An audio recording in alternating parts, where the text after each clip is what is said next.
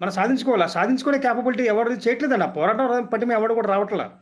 ఎంతసేపు మాటలు చెప్తున్నారు. ఇదంటారు, ఆ మండలం అంటారు, ఈ మండలం అంటారు. ఎంతకాలం ఏ మండలం అండి తీసుకొచ్చేది? ఇప్పుడు సాధించాలంటే 60, 70% ఉన్నారు.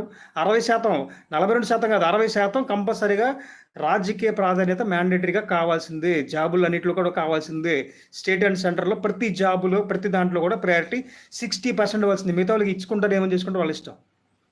ఆ ప్రయారిటీ కంపల్సరీ తీసుకురావాలి. ఎందుకంటే ఆ చట్టాలు తీసుకురాలేనప్పుడు, ఆ చట్టాల సభలో మాట్లాడలేనప్పుడు ఎంతసేపు ప్రాధేయపడుతూ మాట్లాడితే ఎలాగా? ఇప్పుడు జంతర్ మంతర్ దగ్గర 5 రోజులు, 6 రోజులు కూర్చొని లాస్ట్‌లో మాట్లాడిందేంటి? ఆ! మాట్లాడితే కిషన్ రెడ్డి దీని మీద ఎటకారంగా మాట్లాడుతున్నాడు. దీన్ని ఏం చేయలేకపోతున్నాడు. మరి 6 రోజులు, 7 రోజులు నీ పక్కన ఒక ఐఏఎస్‌లు ఉన్నారు, ఐపీ మేధావులు ఉన్నారు, అంతమంది ఉన్నారు. 5 రోజులు చేస్తే మనకు రాదని ఆ మాత్రం జ్ఞానం లేదా? అలా పోరాడితే వచ్చేస్తే అనుకుంటే అందరూ ఎళ్లి కూర్చొని జైల్‌లో సాధించుకోలేరా? ఇప్పుడు జయలలిత సాధించింది, డిక్లేర్ చేసింది. ఇవాళ చూడండి అసలు నిజంగా చెప్పాలంటే తమిళనాడు స్టాలిన్